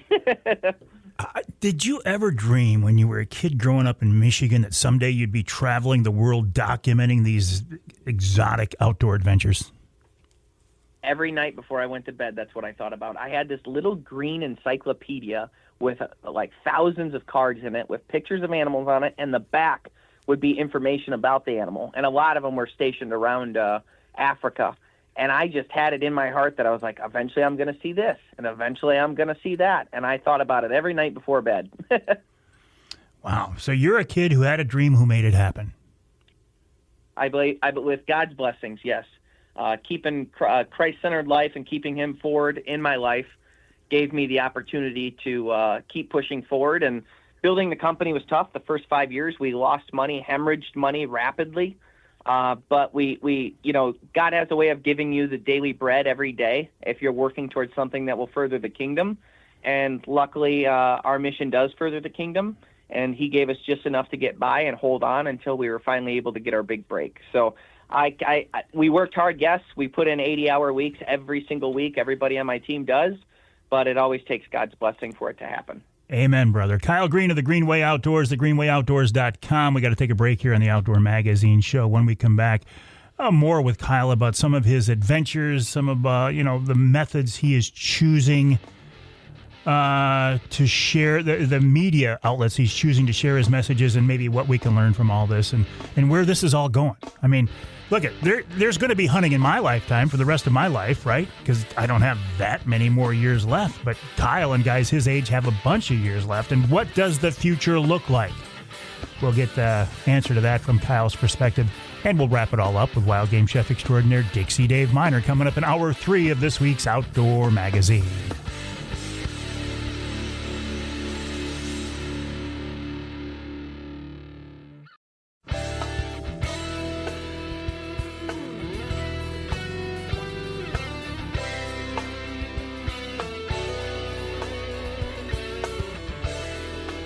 can hear the Outdoor Magazine show in Manistee on WMLQ 97.7 FM. You can hear us in Port Huron, WPHM 1380 AM. Now let's go to Tawas, WIOS 1480 AM 106.9 FM. This segment of Outdoor Magazine brought to you by Reader Landscaping. Reader can take care of your lawn and property because it's your nature and our nurture. Let them create an outdoor getaway in your backyard. And this time of year, they're just kind of buttoning up that outdoor getaway. For example, this past week, the Reader crews were at my yard, and they did one final fall cleanup. We had everything pretty much done. They didn't have to cut anything down. They just took care of some leaves, but it was much appreciated. And still yet this year, after they get done with fall cleanup, they will come over to the Avery house one last time for 2025 and do some late season dormant pruning. It's a really good time of year to get those trees kind of buttoned up and tightened up as close as you can. The leaves are gone. They can see the structure of the branches and such, and they can get them all ready for next spring. And if you are looking for, Jonathan, what is the word? Snow. Yeah, I'm not going to say it, but John did. Snow removal. Reader can help you out there as well. Hey, listen, they've been doing this for 60 years, so you know they do a good job. The website, readerlandscaping.com, readerlandscaping.com. Now, the guys at Greenway Outdoors have not been doing what they do for 60 years. They haven't been around 60 years, but you know what? I'm going to predict they will be doing this many, many years from now because they are a force. They are a force in outdoor media, in the promotion of this outdoor lifestyle, defending our way of life, hunting and fishing and shooting and trapping. Kyle Green, the guy behind the Greenway Outdoors, the website Greenway Outdoors, thegreenwayoutdoors.com, thegreenwayoutdoors.com. So, Kyle, you've been, you and your crew, your buddies, have been traveling the world. You've been to Africa. Did you get a chance to deer hunt here right in your home state of Michigan this fall? You bet I did. I only got out for rifle season. I didn't get to archery hunt at all, which typically I love to do, but we were just on the road too much to do it.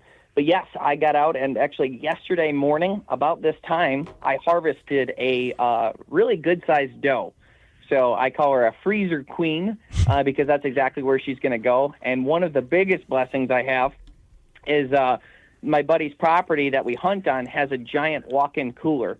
So we were able to hang her. I'm going to leave her up for 18 days in the cooler to dry age, and then I'm going to butcher her myself. So I'm looking forward to that because the dry aging process just makes that meat so much better, and it's a fun thing to partake in. I love processing deer myself. My dad taught me when I was a kid, and going up to deer camp in Michigan in that November 15th beautiful spiritual morning holiday that we all get to enjoy is what really inspired me to do everything I do. You know, I harvested my first deer on my very first morning hunting on November 15th, many years ago now.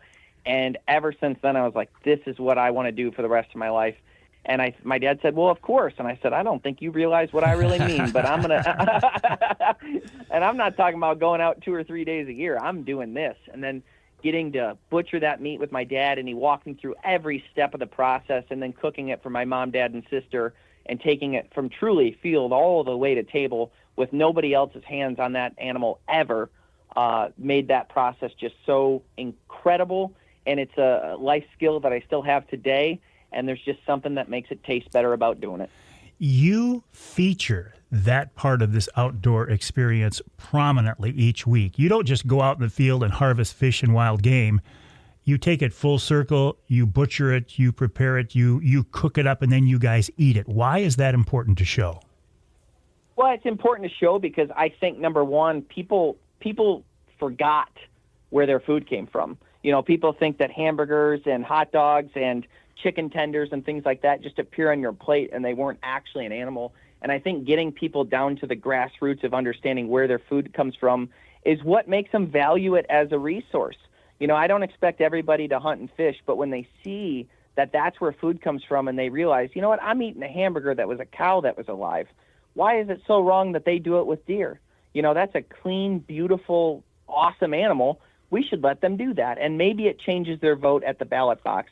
Or maybe it inspires them, you know, all the organic, clean eating everyone talks about. Maybe they're like, you know what? I'd like to go out and get meat for myself. I think the food aspect and taking away what people, you know, I love trophies. I love shooting a big 10-point and putting the antlers on my wall. I do. But there are people that think that's all hunters care about. And I would say 99.99% of hunters, even the so-called trophy hunters, as they say, I think they all love that meat. I think they all get excited about eating that meat. And I think showing people that side of it is just so important because it like decriminalizes what we're doing because they realize, you know what, now it's meat. Now it's food. Yes, it was a living animal, but everything was a living animal. Every piece of meat that you eat was. So I just think it's important to showcase that and also teach those skills. If someone new is watching our show and they went out and hunted something for the first time, I'd like them to be able to refer back to it and say, okay, so what am I supposed to do here with this? Okay, that's where you cut. Got it. You know, that sort of thing. The quest to save the outdoor lifestyle could be overwhelming. If you looked at it from big picture, you could say, man, I don't know how we're going to stop this. I don't know how one guy, Kyle Green, is going to stop this. So how do you approach this? What's the mindset? Do you just break it down and keep grinding away? What's the key? How are you going to save this, Kyle? Well, you know what? I know that the most influential thing on the younger audience right now is media content, which is why we've designed the vlog series, why we've designed the podcast series, why we've designed the Wilderness Chronicle series, why we've designed the actual TV show itself, why we have the how-to video library. We created all these different forms of content to reach them. But I'll tell you what, I have a really weird take on this, and it's growing. If you would have asked me the same question 2 years ago, I might have had a different answer. But I think what really needs to happen right now is that I'm really focused on getting all hunters on the same page because I think we're our own worst enemy. I think the hunting community is broken up into like 3 groups, and they all argue with each other and bicker at each other and treat each other terribly. And my goal is to unite all groups together, and that includes working with the Department of Natural Resources, but holding them accountable so that the laws make sense, holding our conservation organizations accountable so everything there makes sense, so that when people are buying their licenses and they're buying those conservation organization memberships, they can feel good about it in their heart. Because I think we as hunters have done a terrible job to each other. You've got, fly fishermen that hate spin casting fishermen. You've got people that bird hunt that hate the deer hunters and the deer hunters that hate this. I think we all need to come together as one united front. So that is my main mission. If I can get all the hunters on the same page, all the anglers on the same page, and we all have a united voice, we're going to be far more powerful to fight off the culture that is trying to take away our rights. So my goal is to unite as of now within and then move outward, because unfortunately we've barely earned the right to move outward at this point with the way we treat each other. Kyle, I feel like I'm hearing a younger, more eloquent version of myself talk when I hear you. Well, I that's a huge compliment, especially coming from you. And I don't know about more eloquent, but I appreciate that very much. Yeah, I just don't want to see this go away. And you've been saying this for years too. Is you've on probably 150 radio shows, you've probably said almost those exact words. It's like hunters just need to treat each other better. And also at the ballot box, I went back and you look at like the dove regulation stuff, because right now I'm trying to get the crane hunting reopened, and I'm actually going to Oklahoma next week to do a crane hunt, and then I'm going to do interviews around the state of Michigan to find out exactly why we don't have a crane season, and then I'm going to try and put as many eyeballs on that as possible. But I go back and look at the dove hunts, and I see that we had a public vote on it, and it only did a 23% vote in favor of having a dove hunt. And what I read was a lot of hunters are like, well, I wouldn't hunt doves, so there doesn't need to be a season on that. It's like, hold on a second. That's the number one harvested game animal in the world is the mourning dove. And you just made it impossible for us to do it here. And I think if every hunter went to the ballot box and every hunter voted unanimously together to respect his fellow brethren who wants to hunt and fish in the field, then we'd be able to dove hunt right now. We did it to ourselves, and I want to fix those future problems, because that was many years ago now. And the problem has only gotten worse with the division. Well, it has. And in my opinion, we will never see a dove hunt here again in Michigan because we had the opportunity. We let it go away. And hunters were not backing hunters. It's like, okay, I don't hunt doves. We know the antis are going to come for something, so we will use that as our sacrificial lamb, no pun intended, and we'll let that go. But you can't. It's a death by 1,000 cuts or whatever they call it. I mean, you can't let one thing go because the other side, the other side is very well organized. They are extremely well funded. And unfortunately, they are as passionate about what they believe as we are. They're wrong. I think they are misguided, but they are passionate, and they are going to continue to come at us as long as we allow. And when we do this infighting within groups about, you shouldn't be using a crossbow or whatever, yada, yada, you should only shoot trophy bucks, whatever, you shouldn't shoot does, whatever, it makes us look foolish, it makes us look weak, and we become weak in their eyes, and they take advantage of it. We are our own worst enemies. 100%. And that problem is growing. And I even between age groups, older guys not liking younger guys not liking older guys. They don't like this tactic. Like you said, the crossbow thing. I mean, I made a simple post, Mike, because I saw less deer this year. I really did. And I wondered if other people were seeing less deer as well. So I made a Facebook post and asked people in Michigan, I said, are you seeing less deer? If so, why do you think that is? Or are you seeing more deer? And if you are seeing more, what's their condition like? Do they look like healthy big deer? Do they look like yearlings? What are you seeing? And I will say, overall, a lot of hunters are saying that they're seeing less deer. But the point of reason I bring that up now is because people were somehow they turned that into a war. So people are arguing about crossbows, and people are I just can't believe it. What do you care what somebody else does? And I never understood how one man felt he could tell another man what he can and can't do in the woods, as long as it's within reason. So I don't like that infighting at all. And you've always had a consistent message with that.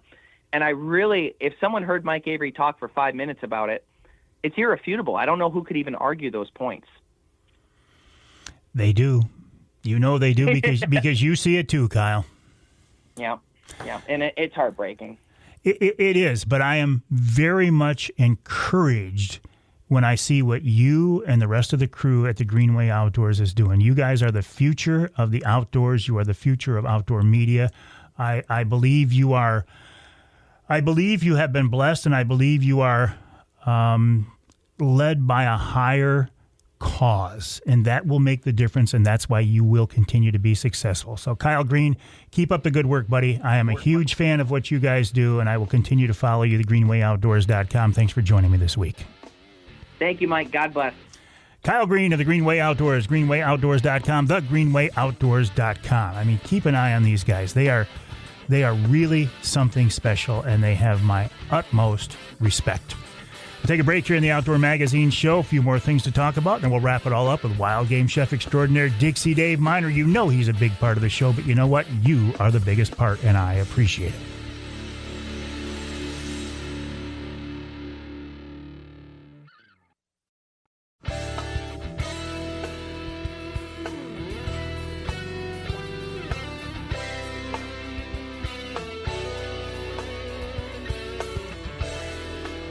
You can hear the Outdoor Magazine show in Sandusky, WMIC, 660 AM, 95.3 FM, and you can hear us in Saginaw on WSGW, 790 AM, 100.5 FM. I am in the studios of WSGW.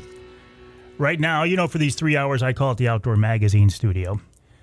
Here with Jonathan Dent, and if you check the second hour of this week's show, the very last segment of the hour, the Ask Avery segment, you get a little insight into who Jonathan Dent is through our Ask Avery segment. I found that conversation very interesting, John, and I appreciate you joining me.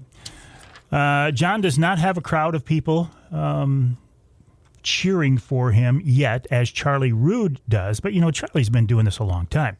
So when John's got a few more years under his belt, he will have crowds of adoring fans chanting for him as well. It'll come, John. Just be patient. This segment of Outdoor Magazine brought to you by Hammond Drives and Equipment. They do business in Freeland. They're in Freeland, but they do business across the state. 50 years, a warehouse full of hoses, fittings, elbows, adapters, electrical motors, all types of things. Listen, they have the tools to keep your business in business. Check out their website, hammondeqp.com, hammondeqp.com, or give them a call at 989-695-2239, 989-695-2239. Good people, great products, and they want to do everything they possibly can to help you out. And what more can you ask? hammondeqp.com. Oh, looking at my list of things here to talk about. It looks like the preliminary harvest data, or data, depending on how you want to say it. And I don't have hunter numbers. My question to the DNR was, did the Saturday opener somehow help us increase the number of... Yeah, it got a little chilly in here, didn't it, John? I don't know where that came from. Did the Saturday opener help us put more hunters in the field? Because there's been a lot of talk the last few years about, man, we need a Saturday opener. We need a Saturday opener to encourage hunters to be out there. It doesn't look like the numbers bear that out. And I will tell you anecdotally, just from my little, very small part of the state of Michigan opening morning, there were not more shots being a Saturday opener. In fact, I heard very, very few shots. But if we look at the harvest, which is the only real data we have from the opening day, the harvest was down a little bit over the previous year, over 2024. What does that mean? I don't know. I don't know what that means. Some people will look at numbers, they will look at statistics and be able to break this down and, tell you what it means. I was out there opening morning with my family. I did not harvest a deer. My granddaughter Addison did, my grandson Trent did. But to be out there with my family as part of that experience was absolutely wonderful. I enjoyed every bit of it. I do not have a doe down as we are recording this show. Now, by the time you hear the broadcast version of the show, I will have been in a tree stand or in a blind a couple of more times. So there's still hope. My goal this season is to shoot a big doe and put some venison in the freezer. That's what I want to do. Would I shoot a big buck if it walked by? Absolutely. Will a big buck walk by me in daylight hours where I am hunting this year? No. It's not going to happen, especially at this point in the season now that we've got a week or so under our belts of the firearm season. These deer have been hunted hard now for weeks, since October 1st and even earlier. A nice buck is not going to present himself to Avery broadside in the middle of the day. That ship has sailed. That's not going to happen. But will a big doe walk in front of me in one of our food plots while there's still enough light to see her? Possibly. And if she does, and I'm in the right place at the right time, I will put that Brenton 350 to work, and I will do my best to put that doe down. Ham for the Holidays has officially kicked off. Ham for the Holidays is something we do every Wednesday night this time of year, and we have for several years now in partnership with the folks at Michigan Brand Meats, michiganbrand.net, michiganbrand.net. They are generously giving away a Michigan brand ham for the holidays.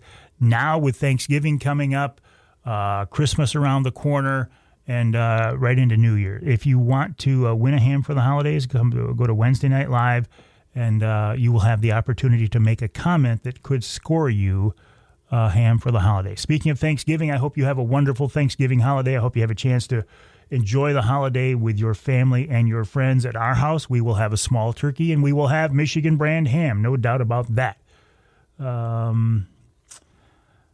What else? The website for what I'm all about is MikeAveryOutdoors.com. That's MikeAveryOutdoors.com. The email address is Mike@MikeAveryOutdoors.com. I want to see your deer pictures. Please take a minute to tuck the animal's tongue in its mouth before you send me that picture. I can't tell you the number of pictures that I have gotten this fall of an otherwise beautiful picture, a smiling hunter sitting behind a beautiful deer. I don't care if it's a buck, a doe, a big buck, a small buck, doesn't matter.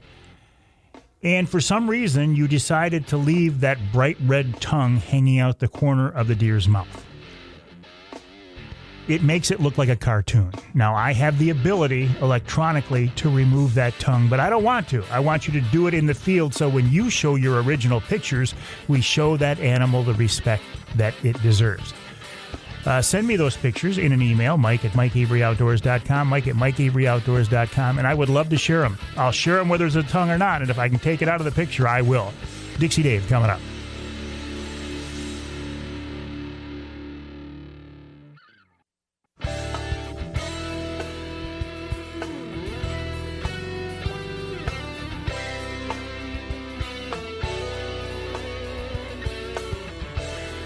Welcome back to Outdoor Magazine. You know, with Thanksgiving coming up, there are a lot of things I'm thankful for. I'm thankful that God has allowed me to do something that I care so passionately about for so many years. I'm thankful for you who are listening to this, the podcast version of the show, the broadcast version of the show, those of you who follow me online, social media, etc. You are truly the most important part of this whole Outdoor Magazine franchise, this Mike Avery Outdoors franchise. I wouldn't be able to do what I am without your support. And finally, I'm very thankful for the people that I have worked with over the years, the people who have become really good friends of mine, including wild game chef extraordinaire Dixie Dave Miner, who's with us now once again on the Outdoor Magazine phone line. David, welcome. How are you, buddy? I'm real good, Mike. And yourself? I'm doing real good. Did you get a chance to get out and do some hunting? I just went opening day as the only chance I had. I didn't see anything, actually. Well, Wife got a nice 8-point. Oh, she did? Yep. How come she hasn't sent me a picture of it? She doesn't like to be in the limelight. Oh, well, that's got to Roger end. got a nice 10-point. Did you see his picture? No, I didn't see his. Nobody sent it to me, Dave. Oh, yeah, it's on your Facebook. Oh, I didn't even realize it was Roger when I was posting it. I'll go back and look at it. It's on he's got it on a rack in back of a red truck. Oh, that was, you know what? I didn't even realize that was him. I will go back and take another look at that and tell him I apologize for not realizing who that was. Alrighty. What do you got for us this week, David, as far as a recipe? We got a venison steak with capers and wine. So this is for 4 portions, and you need about an 8-ounce piece of meat per person. And you're going to, when you're after you get done pounding it out, you're going to cover it with some black pepper, as much or as little as you like. And you need a half a cup of onions diced up fine, half a cup of white wine. Or if you really wanted to, you could use red. It's kind of a preference, you know. And 12 ounces of fresh mushrooms sliced thin, jar of beef gravy, a teaspoon of fresh garlic chopped up, two tablespoons of capers, which is that pickled little berry that has such a wonderful flavor. It's like from Europe. 2 tablespoons of butter, an ounce of brandy, fresh parsley chopped, flour to dredge, and olive oil to saute. So you're going to take and you're going to butterfly and pound the steaks between saran wrap to about a 1/2-inch thickness. That's going to tenderize it and make it so that it doesn't pucker up when you cook it. So it'll lay flat. Dredge it in flour and brown the meat on both sides in a small amount of oil in a nice hot pan. About a minute on per side. You just want to caramelize the outside of it. Add the brandy and simmer for just a very little bit, just to burn off the alcohol. Remove the steaks to warm plates. You're going to saute the onions and garlic in that little bit of butter for about a minute or two, just slowly, just to break the flavor loose. And then you're going to add the mushrooms and saute for an additional minute or two. Then you're going to take the wine, the brown sauce, the capers, and cook fast to reduce the liquid by about 1/4. You want to concentrate the flavor down more. Finish the sauce with butter. And that, you're going to put it in a swirling motion. You know, take that couple pats of butter. And that's going to give it a nice sheen. Must be UPS is here. The dog's barking. And a big dog, too. He is. He's got a deep voice. Add the steaks back to the mixture and heat until just medium rare. And then you can garnish it with fresh chopped parsley. Hey, be quiet. I'm on the radio. Shut up. They should know that by now, Dave. Oh, boy. What? Man, oh, man. That's all right. What? Oh, hey, listen. We'll. Oh, you think he's going to be quiet now? Can we talk? Okay, yeah, go ahead. Okay, yeah, okay. Go ahead and finish the recipe, buddy. You're going to add the steaks back to the mixture and heat it only to medium rare at the most. The more rare you can eat your venison steak, the better off you are.